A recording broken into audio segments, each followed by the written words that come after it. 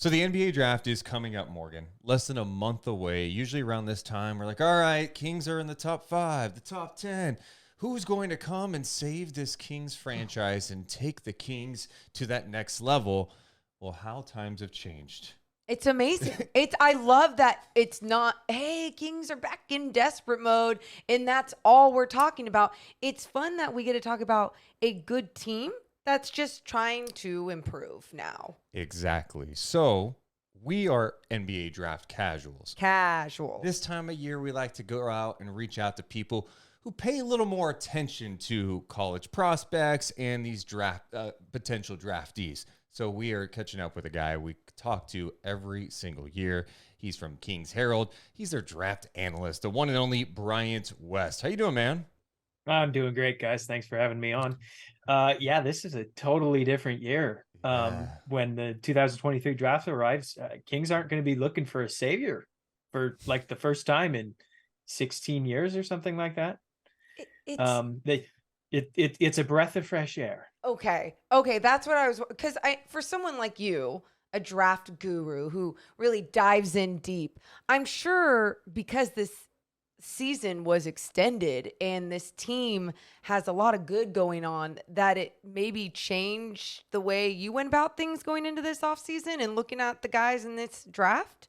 Oh, absolutely. Yeah. Watching the Kings play fun, meaningful games into late April meant I didn't need an escape mechanism from Sacramento basketball in January anymore. It's just totally different. And, now we don't have to worry about them drafting a perfect fit with De'Aaron Fox at number 2. They don't have to draft a culture changer at number 9. They don't have to draft an 87 game starter at pick number 4. If they keep pick number 24, hey, they can just draft another guy, somebody who could play a role next year, or maybe not. Maybe it's somebody further down the road. It's just so much more up in the air. And I'm sure that some draft fans are like, hey, this isn't as unique or interesting anymore. But hey, we got to watch the Sacramento Kings have depth, have talent. Now they just get to add, one more piece. That's cool. And now this is different. It is so different. You try to figure, okay, what's the approach going to be? So they've got the 24th pick in the first round, and they have the 38th pick in the second round, and then the 54th pick that will be in the second round as well. So 3 picks in this draft. And with the new CBA, there's a wrinkle where you can get 3 two-way contracts now. So, of course, that's going to come in to play a little bit here as the Kings prepare for the draft. So, Brian, I'm curious from your perspective, just taking a step back and looking at the entirety of the draft, do you feel like there's a lot of talent here? Oh, yeah. I think this draft is pretty deep, especially once you get outside of the lottery. Just pull up any big board from any of your favorite draft experts, scroll from like pick 15 to 35 or even later. And I think you could realistically make a strong case for most of those players in the 20s around the Kings range. When there's guys like Trace Jackson Davis from Indiana, Brandon Pojemski from Santa Clara, Jamie Jaquez from UCLA, on and on. Like, these are guys who are mentioned in big boards, mock drafts as possible or even probable second round picks. And to me, like, that says enough about the talent range in the Kings level. Each one of those guys, if the Kings took them at 24, there'd probably be guys I'd rather take, but hey, I could see where they're going from. They just have to go way outside of expectations at 24 to find somebody who at least couldn't see who they were going for. So they're not anywhere as likely to get a player anywhere near as impactful as their last rookie, but they'll have a ton of options for talented players if they stay at 24. So I think that's what kind of gets lost in the mentality of Sacramento, where, these last couple of years we had to think, all right, well, 5 to 10 guys who maybe they'd look at when they were at pick number 9 or something. Now that's just a much bigger range. People who we talk about today, or people that Kings fans are talking about on Twitter, they may not even be on Monty McNair's big board come pick 24. Okay. So draft is deep, more work for you. You love what you see. What type of swing do you want the Kings to take at 24 then? Is it like, is there a play it safe person? Is there someone you're trying to go for the home run, but it's risque? Yeah, I think there's both. And this is going to be a really interesting chance for Monty McNair to either show us his continued pattern in drafting or to just completely change it up because, his first 3 first rounders, Tyrese Halliburton, Davion Mitchell, Keegan Murray, they were all high instinct players who could clearly fill some roles early in their career. Kings haven't taken a project player in the first round in his tenure. Now, drafting in the 20s maybe changes that approach. Maybe they can think more long term.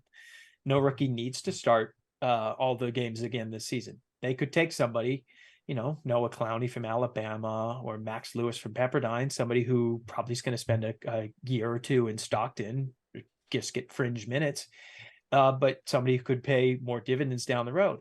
But at the same time, there's going to be more established players who kind of fit the mentality of those role early guys. Trace Jackson Davis is a guy who I really have my eye on.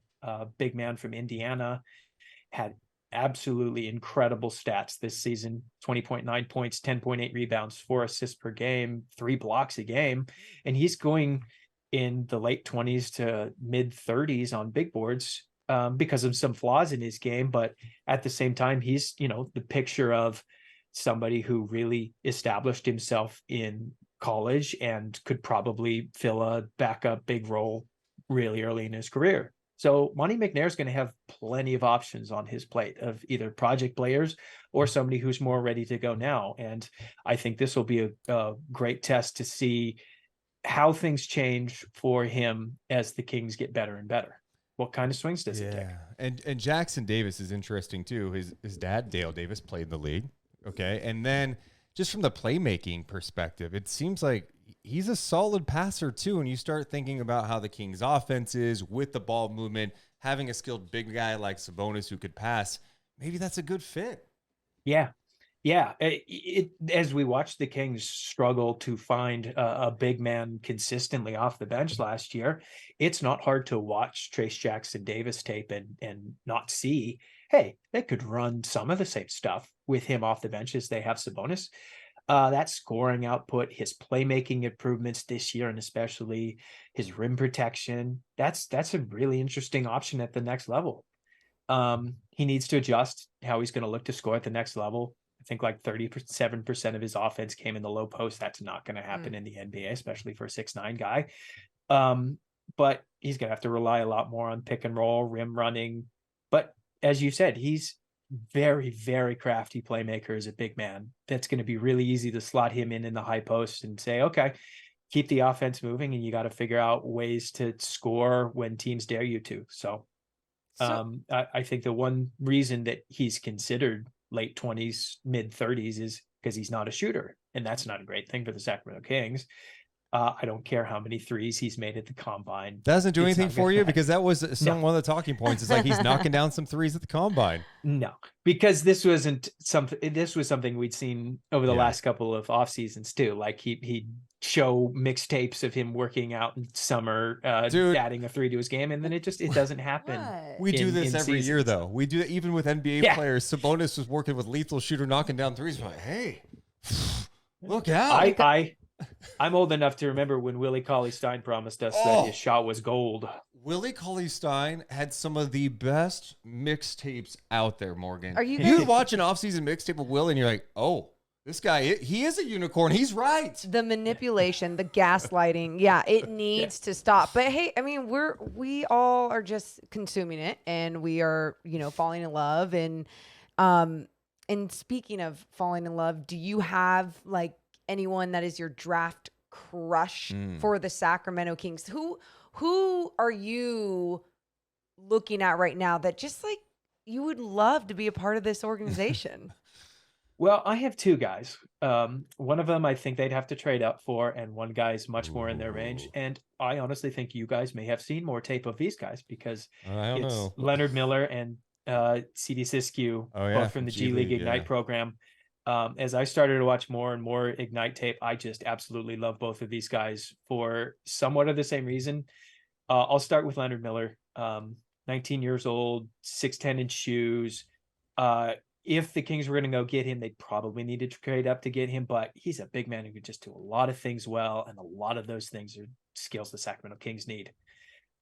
Physical defender who handled a range of defensive assignments, could truly guard down, defend smaller wings and forwards, had some promise as a small ball 5. If you just look at his block numbers, I don't think that signifies. I think it was 0.8 blocks a game. I don't think that does his post defense justice. It was so hard for guys to score over him. And most importantly, he was one of the G League's leading rebounders, which is absolutely something that I'd love to see the Kings improve one way or another. On offense, he needs to continue to improve his deep shot, but he's got offensive ability outside of that. Great touch around the basket, promising Bryant, ability to take guys off the dribble. that stat of one of the leading rebounders in the G League, Chima Moneke was the leading rebounder I until know. he At was one sent. point. I looked that up and he was number 1, and I was like, oh, okay. Well, maybe get him more minutes next year. Because that it's just interesting, when you talk about him, and I think about that G League Ignite team too this last season, and they weren't the greatest team, and I always wonder like how much maybe that affected some of their draft stock, but obviously you're talking about these guys still. So I mean, you're talking about the Kings would have to trade up to even get a look at these guys. And who knows? He could anywhere from the lottery down to 20. I'm just not going to bet on it anymore. I talked about this in one of my profile pieces, but if you went back in time a year and you told us that Jalen Williams, Christian Braun, Walker Kessler, all 3 of those guys were going to go in the top 22 picks, all of them were going to play big roles for their teams this year, we'd have thought you were crazy. Yeah. Because like all 3 of those guys were fringe first rounders on mock drafts and big boards. So I think the lesson here is that being a fan of a good team drafting in the 20s just means being more open to much wider range of players. Yeah. I also think it shows you that, especially nowadays, there's just so much basketball talent. We talk about in the NBA. Absolutely. It's incredible to see the depth of talent. You can make a serious case the league could add 2 teams and it would not hurt the league if they expanded. Yeah. And I think the same thing goes to some of these prospects. These players are just becoming more skilled. They're becoming just better all-around players because, what do you know? We evolve. Yep. The game's evolved. Player development's evolved. Opportunity, like just knowledge of the game. It just gets better and better. So it's not shocking when you can find really legit NBA talent in the 20s. And hell, look at the upcoming NBA Finals. Jokic is a 2nd-round pick. We know where Butler went. We know the story with all the undrafted guys. You mentioned Christian Braun, right? Bruce Brown. Jamal Murray wasn't like, the number 1 pick or anything in the draft. So you can find talent. And absolutely, I think that's the one thing to get excited about. It's not going to be as flashy as we're used to talking about the lottery. Sure. But there's talent. Yeah, and good teams can find good players. Yeah. They won't always find good players. There's no GM in the league, not Pat Riley, not Greg Popovich, no one you can pick is going to bat 100, probably not even 50. But good teams are always going to be able to find good talent. And I think the Sacramento Kings have shown that they've had a pretty good draft record, and now they're probably an organization that can be more patient than previous years. They don't need to ask a guy to come in here and immediately do XYZ. Yes. So it's so refreshing. That alone, you're so right about that. Year after year, these guys that were asked to be the savior of this team. And one, the right guys weren't drafted, but 2, it's just, you are not allowing someone to develop. You are not allowing someone to learn the right way. I always talk about that with even De'Aaron Fox. I think it wasn't until smart basketball people were all surrounding him that he really was able to evolve and take his game to the next level. Another guy I know that a lot of people in Sacramento have been talking about, Kris Murray. And I was talking to Deuce about this earlier, and I'm like, is he even going to be there? I don't think he's going to be there at 24. I could be wrong. I don't think he's going to be there at 24. Okay. And that's for two reasons. One of them is that I think when you look at a 6'9" combo forward who's solid to good at shooting, defending, dribbling, driving, rebounding, like it's just hard to look at that and be like, oh yeah, 23 teams are going to pass up on that. And I just keep coming back to this. I know so many Kings fans want him, but Los Angeles Lakers have picked number 17. Golden State Warriors have picked number 19. It's just that the basketball gods are not nice. He's going to go to one of those two teams, and the dreams of reuniting the Twins is going to turn into a nightmare rivalry that we're going to have to deal with 4 times a year. So that's my guess. I know you did a draft profile on him at kingsherald.com. What stood out to you, and how similar are their games? And I feel like that that gets brought up a lot, and some people think it's like the easy route to go, but there are really some similarities between Kris and Keegan. Yeah, definitely. There are a lot of similarities. One thing I'll say is that if you just look at their numbers, the one thing that is consistent across both of them is efficiency in terms of being able to do all that their teams ask them to do and yet be so dang controlled with the basketball. Like Kris Murray's numbers across the board weren't quite as good as Keegan's, especially when it came to shooting, but he still averaged 20 points, 8 rebounds, 2 assists, blocking 1.2 blocks, 1 steal, was the leading scorer, deep shooter, rebounder, and only had 1.5 turnovers per game. Like that's just exceptional for a leading scorer on a decent team. And they made the NCAA tournament. Sure. He's not Keegan, but I also don't think that not Keegan isn't an insult. Yeah. He needs to prove it on his deep shot. He only shot 33.5% from deep this year, but I will say, I think he was defended even more harshly than Keegan was last year. Defenses knew that he was the only guy who could pretty much do anything with the ball in his hand. He's not quite as fluid as Keegan. I think he's a little bit more left hand and left side dominant than Keegan was, but in a role like Keegan's was this year, come in, be the 4th or 5th option, be catch and shoot guy early in his career, figure out the scoring off the dribble as your offensive role expands. I'd be really surprised if his shooting numbers didn't just go way, way up. Especially if he went to Golden King's State. Problem. If he goes to Golden State, he's going to be knocking down a ton of threes. And we have to boo him too. Oh yeah, we don't like him. Keegan's so much better. Yeah. Well, we'd always be able to circle back to that, but I just keep seeing. I had so many Kings fans in the comments of my profile being like, "Oh, he doesn't solve all our problems. We can't draft him. Why would we take another small forward who isn't quick enough to guard out on the perimeter?" And I'm just like, nobody that we draft at 24 is going to fix every one of the problems. No. And especially and every a rookie, NBA team. You just can't count on that from a rookie, especially if you're like, hey, we're trying to take the next step. Let's draft a guy at 24 to help us get there. It's going to have to come from internal development and other moves. And it's like, I don't get what people and their understanding. Guys don't have to be good at everything, especially right away. Like, why can't we talk about what they are good at? And sometimes what they are good at is what is making it an impact and is making changes to this team at practice and on the floor in games. And yeah, it's very negative world out there.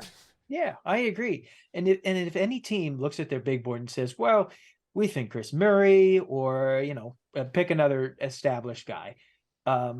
They aren't going to be big enough to solve our rebounding issues. They can't protect the basket or whatever flaw your team has. Let's go way down our big board until we can convince ourselves of somebody who fits. Like, that's how draft mistakes are made. And it's not like the Kings are set in stone at any one position. Like, let's assume for a minute, whoever they draft is ready for rotation minutes, which isn't likely, but let's just assume for the sake of the argument, they could absolutely use another playmaking guard growing next to Fox and Davion and Monk. They could always use more shooting and perimeter defense from a wing player. They could absolutely use another combo forward playing next to Keegan and Kessler Edwards. They could absolutely use a big man after their rotation issues last year. Like, Monty McNair should just take the best player on his big board at 24. This King team needs more talent across the board. So if there's one thing I disagree with the narrative I'm seeing on Twitter, it's the idea of talking about fit with a late first round pick. To me, the goal with a late first round pick should never be to find that perfect fit. Find the best player. Take a swing, take a hack, see what you can get out there. I mean, you think about those early 2000s Kings, mid 2000s Kings. I mean, Gerald Wallace, right? This guy was absolutely a raw prospect. And, you know, obviously they end up letting him go in the expansion draft. He turns out to be a pretty good player in the NBA. Would have been better without the injuries. Kevin Martin. I remember when Kevin Martin was drafted. No one in Sacramento cared. Who's this skinny kid? All right. Little did we know, a couple of years later, he'd be pretty impactful for this team. So you just don't know how it's going to play out. And you got to take some chances. And like you said, you will miss sometimes. We've got more with Bryant West coming up in just a second, but we should mention that today's podcast presented by T.R. Reagan. She's a New York Times best-selling author. And Morgan Reagan, let me tell you about your mom, because apparently you don't know her. She, for years, was trying to get published. 20 years. These big, evil book publishers said, hey, woman. Oh, yep. Your book sucks. You're not good enough. And they threw it at her out face into the streets of New York City, out the window of these skyscrapers. Yep. And the papers just everywhere. Flew everywhere. Some burned them on fire and flew them outside. Then she had to walk back to Sacramento and start all over. Yes. And then she went, you know what? I'm not going to let these scumbags kill my dreams. I'm going to keep writing, and I'm going to self-publish. And if 2 people read it, great. She self-published, and what do you know? Turns into a New York Times best-selling author. She's at the top of the Amazon charts, and she writes crazy, disgusting thrillers that you should check out. They're so good. And you guys, I know TR has been a partner for a while now. She always wanted to reach out to the sports community because it turns out that a lot of men like to read thrillers. And she's like, hey, let's keep pushing these books out. I hadn't read her thrillers because I was scared shitless. What everyone was saying, that they were just very dark, very deep, whatever. I just binge read the Lizzie Gardner series, and sure, I have nightmares and I can't sleep at night. It is the best series I have ever read in my entire life. It's the Lizzie Gardner series. You got to start with the book Abducted. So make sure you just go to trreagan.com. You can see it there, or go to amazon.com and search TR Reagan and or Abducted by TR Reagan. We appreciate her support of the Deuce and Mo podcast. We should also mention we've got merch. If you go to deuceandmo.com and you click on merch, you could use the promo code BEAM and you will get 20% off. We got some new stuff up there too, including Morgan's Playoff Tattoo logo that appears on hoodies and crew neck shirts, and even a kid's tee and a coffee mug. We also have Deuce and Mo Tower Record style t-shirts and hoodies. We got the new logo, Night Chat, the old NWO style. It's all at deuceandmo.com. Click on merch and you can check us out and get all your cool merch. Also, if you're watching us, the biggest thing you could do is hit the thumbs up button and subscribe to this channel because we're dropping content all the time. If you're listening to this on the audio side, you might be listening on Spotify. Do us a favor and drop us a 5-star review. Same on Apple Podcasts. All it does is help us continue to grow so we can bring you awesome content and more eyeballs and ears listen to the Deuce and Mo podcast. Another guy you profiled, Dariq Whitehead from Duke.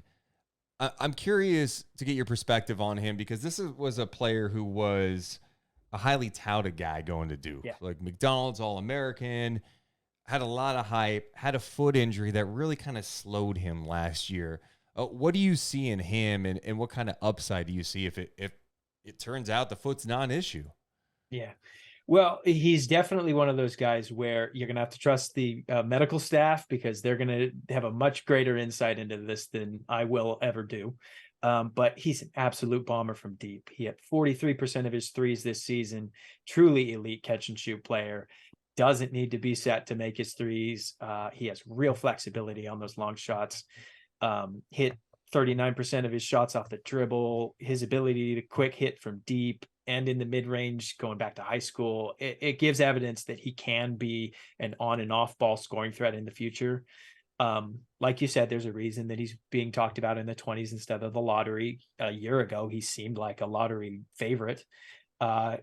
Suffered a foot injury when Duke was getting ready for the season, apparently never healed right. He went from being a 3-level scorer at Montverde to being a floor spacer and catch and shoot guy at Duke because that explosiveness was rarely evident last year. Earlier this month, they announced he needed the second surgery on the same foot to ensure it could heal right. So the rest of his game somewhat up in the air.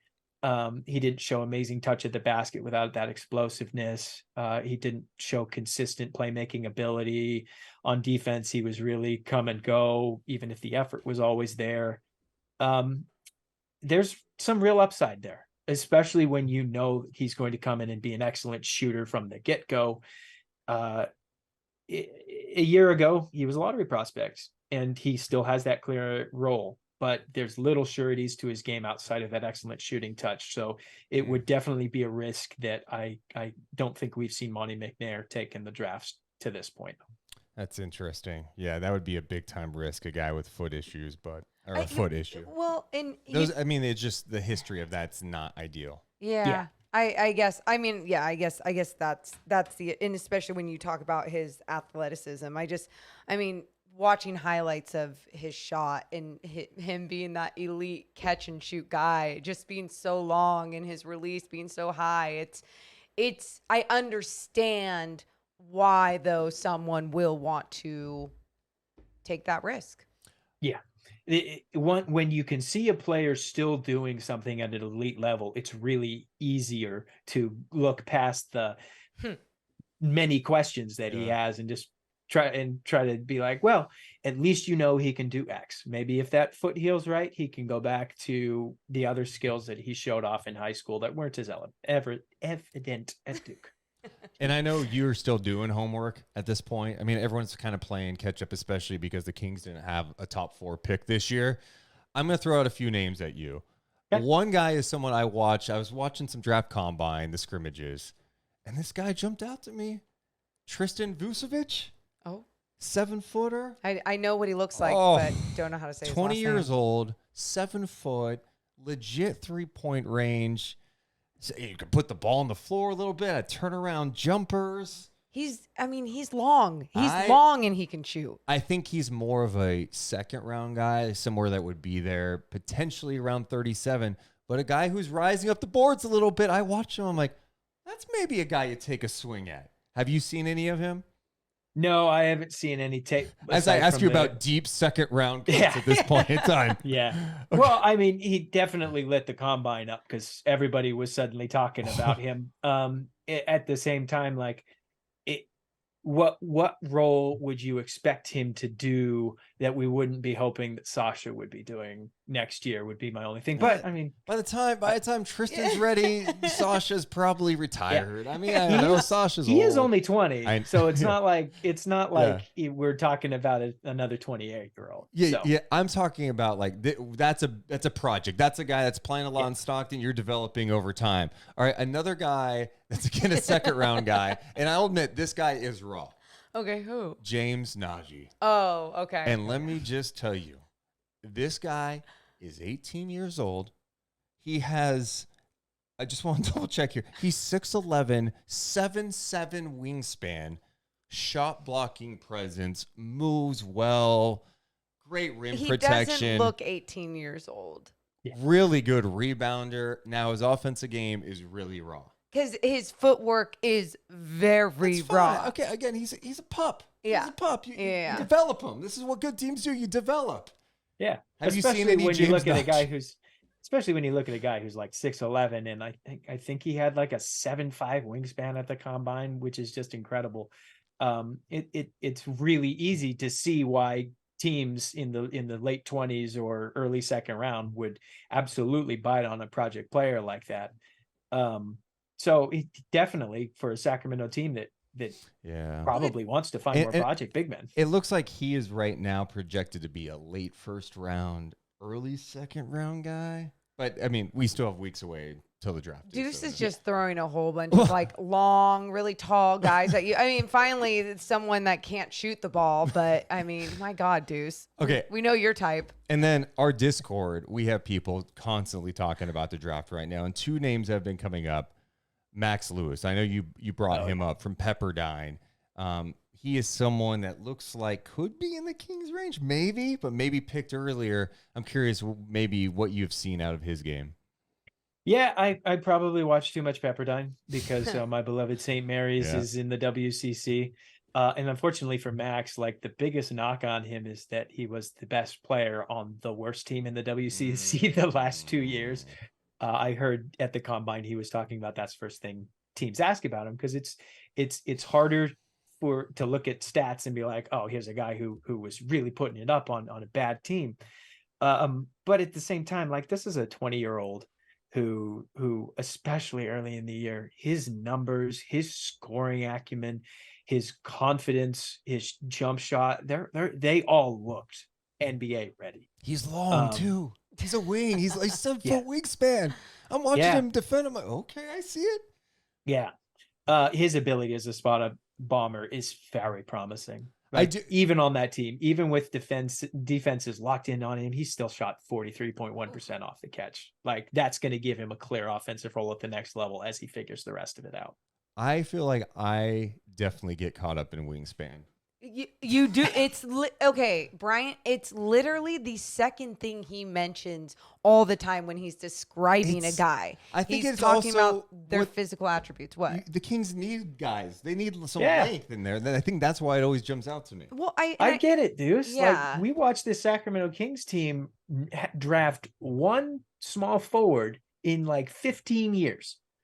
So absolutely wanting to go out and get guys with extra wingspans, defensive versatility, like you and I have the exact same thing. And you guys, the Kings had their issues against a lot of length and the longer teams last year. So how do you beat that? You add it to your squad. Well, like Sabonis, the guy, he's a big guy, right? 6'11". I think I have a longer wingspan than Sabonis, and it's crazy to think that. T-Rex arms. No, but it's not. He's not long. Oh. Looney is shorter, but Looney was 7'4" wingspan. Made a difference in that series, no? So it kind of makes a difference. All right. Yeah. But so do you think Lewis, based on what you've seen from him, kind of in the Kings range? It wouldn't surprise me. I'm sure he's one of those guys that's probably got the most variance if you just looked at every NBA team's big boards. Like I'm sure some teams probably have a late lottery grade on him and some teams probably don't have him in the first round. If you just looked at his early season stats, like in December, he averaged 21 points, 5 rebounds, a steal, shot 49% from the field and 38% from three. And it's really easy to look at that and just be like, well, this was a guy who was really going before WCC coaches locked in on him and figured out nobody else on that team could score. Some teams are going to look at his scoring acumen and be like, oh yeah, this is a guy who needs to come into our team. His scoring ability is off the charts. We need to get him in the mid-teens. If he's there at 24, I'm not going to be absolutely for it. And he's one of those guys that, like we were talking about earlier, if the Kings want to take swings, this is the exact kind of upside play that smart playoff teams should look to snag in the later first round. And I think the Kings now classify as a smart playoff squad. I have another Discord name to throw out there. Do. Because I watch him too and I'm intrigued. Okay. Shockingly, he's long and can defend a little bit. Rayan Rupert. He's 18 years old, plays in the NBL. 6'7", 7'3" wingspan. Looks like he'd be a little bit of a playmaker, could defend multiple positions. What have you seen from him? Yeah, excellent defender from the small tape I've seen. Needs to continue to prove that his shooting is real, because I think that's the biggest question. It's really easy to just look at his tools and be like, okay, well, here's a guy who's going to come in, defend with motor, defend with length. The real question for so many of these guys in this range, CD Sissoko, that same kind of guy, defense first, the tools are there. how are you going to make an impact offensively at the next level? Got to be able to shoot in this league nowadays. I Gotta mean, be able we're to seeing shoot. it. Got to be able to shoot on this Kings team too. Well, for sure. I mean, watching the NBA playoffs, I know we see guys get exposed all the time. You know, Davion Mitchell was not playing late in that series, wasn't playing as many minutes. Jared Vanderbilt, who a lot of Kings Twitter just wanted so bad. Yeah, me too. Where was he in the playoffs? You couldn't play him because no one was defending him. This is a guy that could defend multiple positions, but because of how the Lakers were built, constructed, whatever, they could not afford to play him. So it just makes it so tough. I think nowadays in this league, if you have to be able to be more of a threat or add something that is undeniable. You can't be a liability on the offensive end, because if you are, that just allows everyone to play the 4-on-5. And I'm hoping that's why, with everything going on with the Sacramento Kings, not only in the draft, if that is the direction they go, make sure that the guy can shoot the damn ball. So not James Najee. Okay, I'm just he's a big. I'm He's just saying. 18. I'm just saying. So, Okay. but then my other thing that I wanted to ask you about, and this is non-draft related, and it's just about Sasha Vezenkov. We've been really excited about him and the possibility of him coming over here to the Sacramento Kings. But, you know, the other day he was talking about how he might not, or he hasn't made a decision. Of course he's going to say that. He hasn't made a decision, right?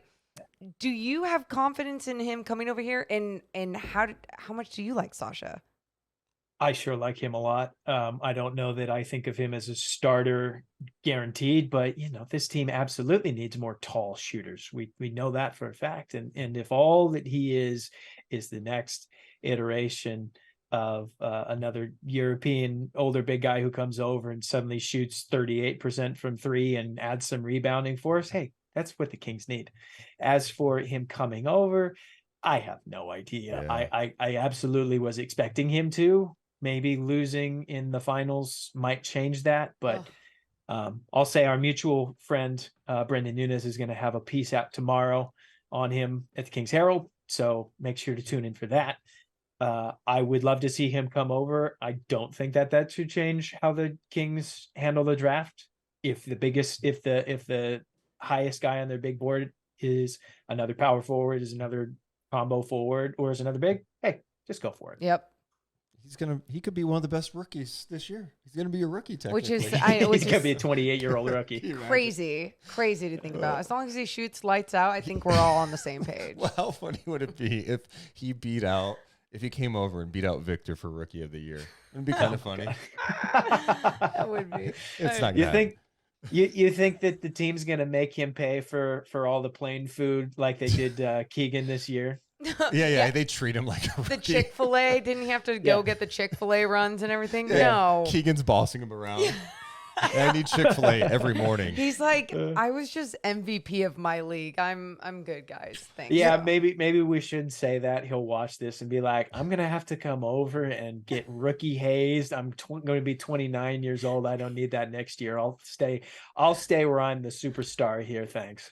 I just think that if he doesn't come over this year, I don't envision him ever coming over. I mean, if he feels like he has unfinished business there, and I know he takes great pride playing with the Olympiacos and how his career has taken off since going there,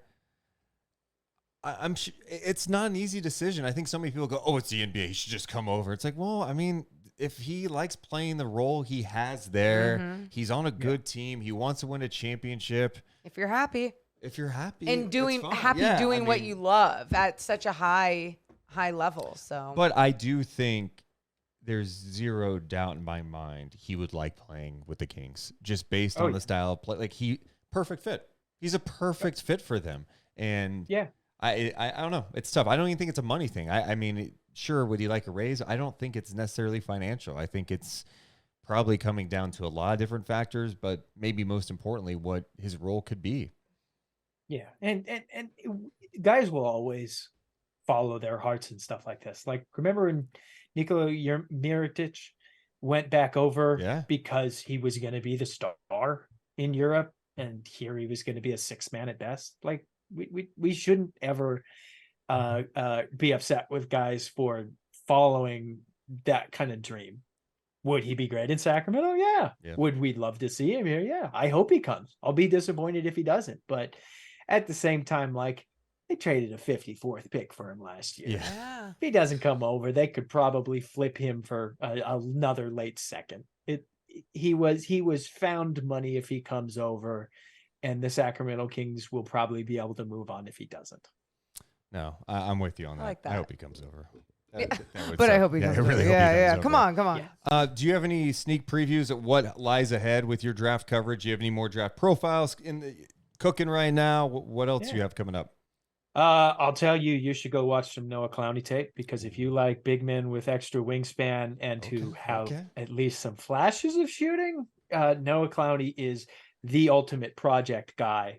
I titled him the Schrodinger's unicorn, because he's a big man who can or cannot shoot, or can or cannot both protect the rim and the perimeter.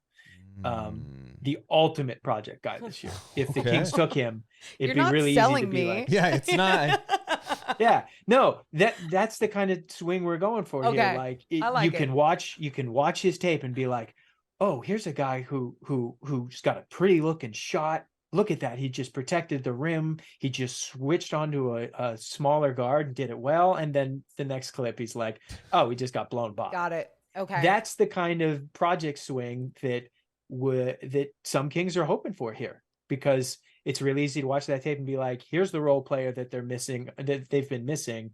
But at the same time, a whole bunch of his swing skills have to go before he's ready for NBA minutes. Are there any other names out there that you go, hey, Kings fans, you should do some homework on this guy? Yes. Like Colby Jones from Xavier. I'm going to definitely have a profile eye on him in the next couple of weeks. 6'6" combo wing, all the tools, I think, to excel as a role player on a good team on both ends of the court. Proven shooter, good defender, almost 5.5 rebounds per game, 4.5 assists per game. Just everything you'd want in a bench wing. Kind of weirdly reminds me of Francisco Garcia from a decade ago in terms of the size skill combination. And those are the kind of guys I always fall in love with. Defenders who can shoot and who have a little extra wingspan. I agree with you on that, Deuce. yes. You guys like the same type of guy. And then the other thing I was going to ask you is, how is this going to feel when you do all this work on 24, you're diving in, and then come draft night, the Kings have traded the 24th pick to somewhere else for a player? I have been mentally preparing for that since March. It's not even a thing. But hey, every time I've tried to guess what Monty McNair's going to do on draft day, I've been wrong. Completely, utterly wrong. So I see the logic both ways. Like, smart teams love getting young players to work in their system. Somebody inexpensive contracts you get for 4 to 7 years, good depth piece for a long time. But like, at the same time, if you were to list all the tradable assets that he has this year, like, if you put the guys who actually be considered for trades, how high up on that list is 24th pick? Because I think it's decently high. Yeah. I just struggle to sit here and think, oh yeah, Monty's going to make a big trade this year, which I think he will, and it's not going to include the 24th pick. Oh, you think he's going to make a big trade? I'm pretty optimistic. I mean, I've always wanted to see the Kings take a bigger swing this summer.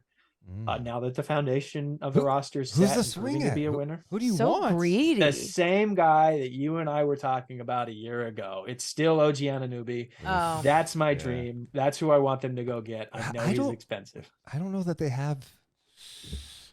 I don't think they have the pieces to get it done.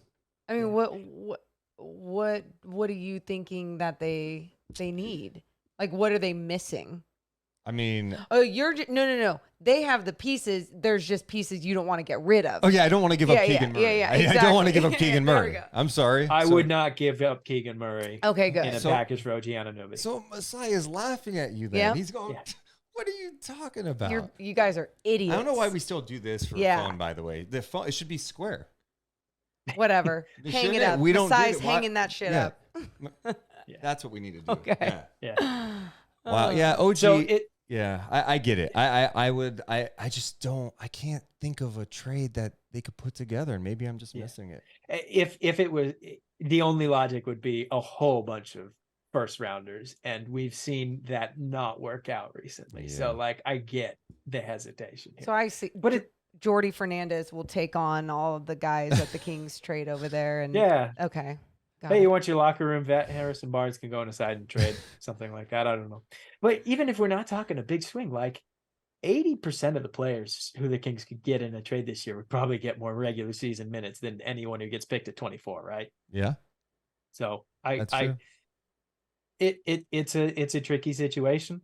I probably say it's a coin toss between trading and not trading, but the Kings are going to do their homework. I'm sure that Monty McNair is going to have a fully fleshed out big board, and he'll be ready to surprise us all one way or another. Well, Bryant, we appreciate you hanging out with us and dropping your knowledge. We'll probably bug you again closer to the draft, but keep up the great work. We encourage everyone to check out your work at Kings Herald. Appreciate you so much, man. I appreciate you guys. Thank you.